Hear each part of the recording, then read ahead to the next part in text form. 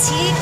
এই যে দেখো কি খাচ্ছি, এখন স্কুল ছুটি হয়ে গেছে তো বাইনা করছে চিপস খাবে, তো দিয়েছি চিপস। চিপস খাওয়া কিন্তু বেশি ভালো না, কিন্তু বেশি খাবে।